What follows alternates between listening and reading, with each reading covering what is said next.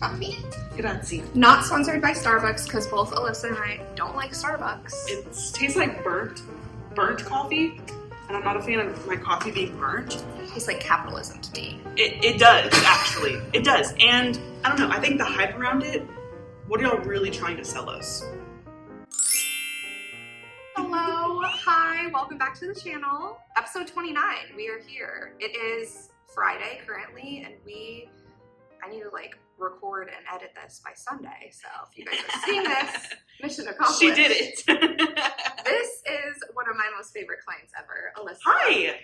Do you want to introduce yourself? Yes, Tell my us name about is you. Alyssa Simpson. I'm a mindset and manifestation coach, and I'm a new mom. So not only am I coaching women through, honestly, just layers and layers of unlearning how to not be a good girl, but I'm also now coaching women from the lens of being a mom, which is really cool. I've been loving it so far. Yeah, I love seeing motherhood through her eyes, and I'm so jealous because I just want to be a mom. That's like my most destined. Honestly, though, I was one of those people, I never wanted kids until I turned 30. I'm 31 now. And I didn't want kids because of how society made me feel that motherhood was. That, you strip your identity and all you are is just about being a parent. Yeah. And although that's true, it's a beautiful thing, though. It doesn't need to be this demonized thing that we've kind of made it. But also what I have learned is you go through such an identity shift when you become a parent. And you know how we treat adolescents? Whenever you hit your teenage years, there's so much support and there's so much we understand these feelings are hard. We understand that you're going through puberty and your body's changing. There's not that same gentleness with motherhood, And I really want to see this next generation, even the generation after that. I want my grandchildren to feel so supported when they become parents because it is a huge identity shift. Your body goes through so much, scientifically and biologically, but there's just not enough support and there needs to be more, And I think specifically living in America, I'm going off on a fucking rant right now. That's okay, go Pardon. for it. But living in America, there's not a whole lot of support for women to find themselves in motherhood. It's the expected get back to work, get bounced back, act like nothing's ever changed, breastfeed, but don't breastfeed them too long, go to their cries, but also let them cry it out. There's just too much to where you kind of get lost in yourself and trying to find it. Yeah. And I don't know, I'm really looking forward to this next chapter of my journey in coaching specifically because I really want to blend mindset, manifestation, motherhood all into one beautiful package because there needs to be that support there that I don't necessarily know that I've ever seen. So call me a trailblazer. Hello. Love that. I love that. Even though I'm not a mom, Alyssa has helped me so much, since starting working with you in November. And when I say working with her, I'm not her client. I am doing admin work for her. Mm-hmm. And just by doing admin work, I'm up-leveling. So I can't even imagine the transformations that your clients are getting working one-on-one with you. Yeah. Wow. I mean, just seeing, even the conversations I have with my friends, and this is why I coach, because I have always just been the natural, advice giver, if you will, and turning it into coaching has really been such a rewarding thing because I can see it. I can see when I say something and it lands, and then you implement, and to me, that's such a beautiful thing and such a gift that I never even knew that I was capable. I mean, I knew I was capable of it, but not to this extent. Yeah. I was always told growing up, what you say matters, Alyssa. People listen when you speak, and I'm like, y'all are just saying that because you're you got to tell kids they're important, But now that I'm an adult, I'm like, holy shit, that's true and that's real. And entrepreneurship was really hard for me to embrace that because we are told so often, be likable so people buy from you, right? Mm-hmm. You got to be a certain way. Don't talk too loud. Don't cuss too much. Don't show your tits and your ass because people want to work with someone professional. Mm-hmm. And I can't disagree more. The people that I love most are the ones who let their freak flag fly. I agree. The weirder you are and the more authentic you are, the brighter your light shines and the more people just automatically gravitate towards you. Yes. I saw this cute thing the other day. It was a little magnet and it said, what is she doing? And then the other person said, she's an artist. And the other person said, oh, I thought she was just weird. But if you are weird, that's your art. Like, that is your art. You expressing yourself in your fullest expression is exactly who you were meant to be. Exactly. That book that you gave me, I reread it last night, and it's like, you have to shine your little light. Like, you have to be your little special self. And I'm like, oh my God, okay, let me be my special self. You do. And it's crazy because our society isn't built to encourage the weird and encourage the authenticity. Our society is like very much, you fit into this box, you ask for permission. That's a big thing I'm realizing now is like, nobody's giving me permission to do the things, and nobody's like telling me like, now it's your turn, now it's your time. And I think I'm like kind of waiting for that. Yeah. And then also putting myself in a box, like with the brick and mortar, there are structures, there's rules, there's dress code, there's how to talk on the phone, there's how to talk to clients. And I feel so restricted in that. And I'm recognizing that like, I just kind of want to be a little weirdo and like frolic in the woods with my fairy friends. And I just want to do that. And it feels like I can't do that with the brick and mortar, like holding me hostage. Right. Yeah. Because of all the rules that I've put in place, but they're in place for a reason. But that's just like, as above, so below. Society is like rules, right? Right. But how can you ever have a weird brick and mortar business if all you've ever been shown is the structure and the do what you are told and fall in line, and these rules are what have to be true to you and your business, or you won't succeed. Yeah. You know how many weirdos there are in the world who are just living and thriving? Gallagher, do you know who Gallagher is? He is a comedian, and literally all he does is, I think he's dead, but he smashes watermelons. And you go to his show, and if you're in the front row, you wear a raincoat because you're going to get watermelon on you. That's not a brick and mortar structured business, but that's still a business. Like a silly guy. He's a And silly that's guy. his brand. What about people who were in the circus? Carnies. Is that, oh my gosh, is that PC? I don't really care. Carnies, I don't know, if that offends you, that's a you problem, not a me problem. But like people that are in carnivals, like they are little weirdos. They can do these crazy things with their body. They can eat fire. They can, But that doesn't, I'm trying to think of something that applies to a brick and mortar business. Yeah, I mean, escape rooms. Who thought of that? What a weird concept for a business. That is my absolute hell. Feeling like I can't get out of something. Yes. I think escape rooms are really fun. Maybe we need to go. You have to face your fears. I don't need to face it. I don't need to do that. Thank you, Adrienne, but I'm gonna politely decline. Okay. We'll just stick to the improv class. Yes, we're gonna do an improv class. We will record it when we go, and it will be so fun. So much fun. I'm so excited. I think so the other day we were camping and Brittany was taking a video of me, and I didn't realize that she was taking a video, but I wanted to look like a little gremlin opening a gate, and I watched the video back and I didn't look gremlin at all, and I'm like, oh, I really just have to exaggerate. And I do little skits sometimes. I don't think they really land because I'm not exaggerating enough. I'm like, I gotta really you gotta, is this thing on? You gotta ham it up, baby. Yeah. Ham it up. I'm so excited for this improv class. Jim Carrey is my idol. Yeah. He's my idol. Iconic. Yes. I watched a little documentary on him the other day. Which one? It was on YouTube. It was just his kind of just story. Journey. Yeah. If you haven't, it's on Netflix. It's the Andy Kaufman. Jim Carrey plays him. The name might be wrong, but Jim Carrey plays him in a movie, and he literally stays in character on while they're filming and off. And the director talks about how annoying it was. He's like, can I please talk to Jim? He's like, Jim's not here, this is Andy. And he so much embodied the character that it never was off. He would do things throughout the evening that this guy Andy would do that were kind of insane, I don't know, I can't remember exactly, but it's a good one because it just shows his commitment and just how exuberant he is. That's why people love him. He's a fucking weirdo. Or I guess you hate him. I guess there's some people that hate him, right? I'm sure. I know my family really doesn't get down with, who's the guy in Elf? Will Ferrell? Yeah, they don't like him. What? I know. He's one of the comedic geniuses of our time. I would have to agree. And he's a great improv. But the thing is, you either love him or you hate him. There's no in between. And when you were saying PC, that's another thing that I think is really something in society right now. So many people are so scared to speak up about anything, me being included. I don't want to ever offend anyone. That's never my intention. I never want to come across ignorant because I just don't know, but that is ignorance, right? Yeah. And then, like, you get canceled because of it. And I think that ignorance is, you not knowing something doesn't mean you're ignorant.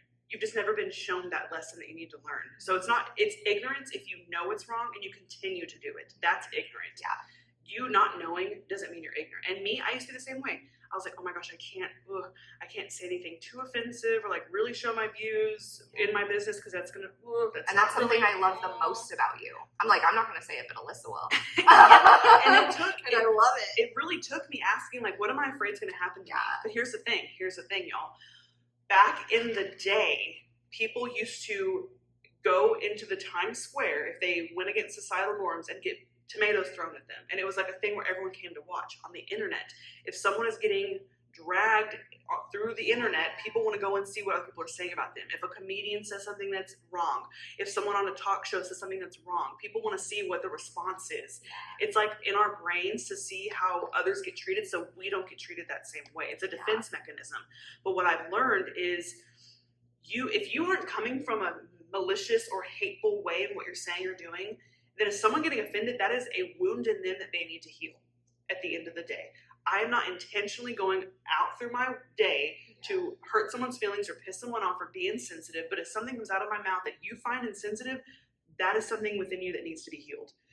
I used to have a really bad body image. Like, I had an eating disorder from the age of 17 to 21. I'm not going to tell you all the things that I did, but it was pretty nuts.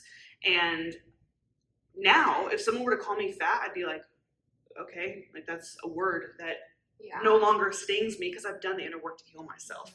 If someone calls me ugly, I'm like, that sucks that you think that, because I don't think that I'm ugly. Like, all the things that used to really be triggering for me as a young teenager, now I'm like, you are a child if you're going to call someone fat and ugly. How old are you? Like, that's playground talk, you know? Tell me that I'm not funny, because that's going to hurt my fucking feelings more than anything. You know what I mean? But that's how I view the PC thing. As long as I'm not going out there and saying crazy things to hurt someone intentionally, then what I say is just words coming out of my mouth. For sure. And I'm a lover of comedy. Like, I think you can tell we've just been talking so much about comedy, but I really hate how society has turned comedians inward. Like, they're afraid to say things like, I don't want to be too offensive, but it's like the more offensive, the funnier it is. Yeah. And the people that they're like being offensive towards, they think it's funny too. Yeah. And the ones that don't, get the stick out of your ass. Yeah. You know what I mean? Like, life's too short to take things too seriously. And unless someone is directly targeting you, coming at you and saying, you are this, you are this, you are this, why are you giving it so much attention?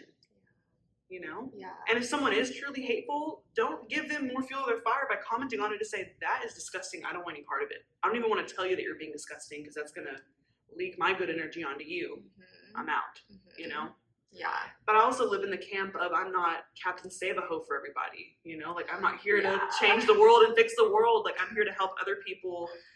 I'm creating a ripple effect onto others so that they can go and change their world. The way you said it last week, how I'm more of a hand holder and you're more of a, like, maybe way shower. I don't know how you said it, but I was like, that makes so much sense, because I'm like, come here, sweetie, let me help you. I will be your big sister and I will love you forever. Exactly. And that's not you, but I need you in my life. I don't need another me in my life. Right. I can only take me so far. Exactly. Yeah. And that's why, and Adrian and I have had this conversation. Let me make sure I'm recording. I'm so sorry. Times. Oh my gosh, can you imagine? No, we're good. If we're we good. weren't? That would be tragedy.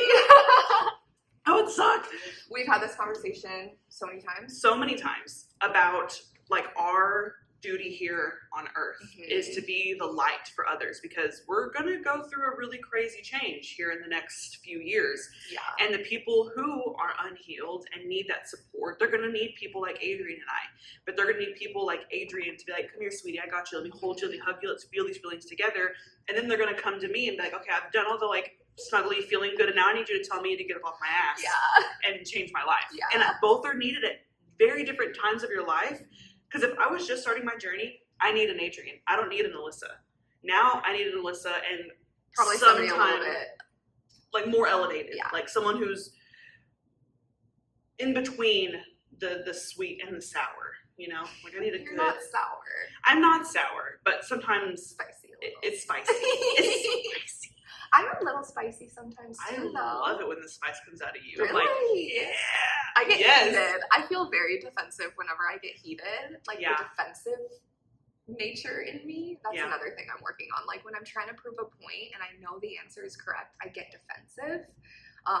Like even in relationships, conversations, not just like work and stuff. So that's something I'm working on where I can just like state my truth and not come at it like I'm trying to talk you into thinking that I'm right about it. Like I'm just stating my experience. Yeah.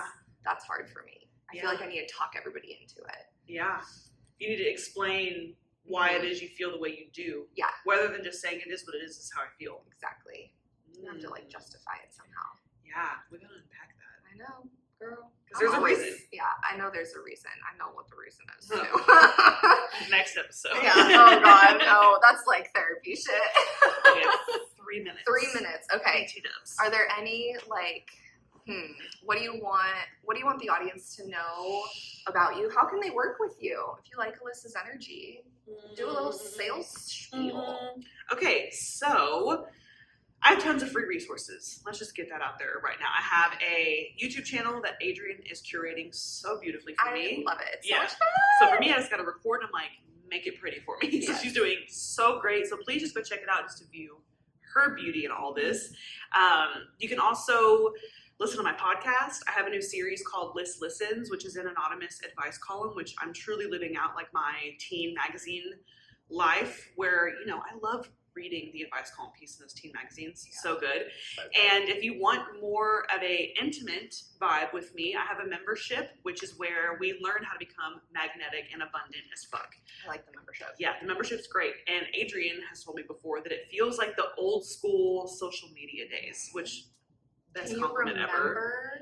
That was like 15 years ago. Yes. And you went on, I was in like, what's it called? Junior high. Mm-hmm. And it was like, oh, the choir concert was so good tonight. Yeah. And like everybody uploaded their photos. Yes. Oh, so fun. Yes. And I was a kid, right? So like. Yeah, it was super fun because it's like I get to see what all my friends are doing and I get to tell them what I'm doing. And it's this fun, safe, communal place. And that's really what the membership is about. It's a community of like-minded women who are truly on their path to becoming the most magnetic and abundant versions of themselves. Mm-hmm. I have literally every single thing I've ever taught, learned myself. It's all in this membership for you to just go in and binge the hell out of. And also you can, of course, work privately with me.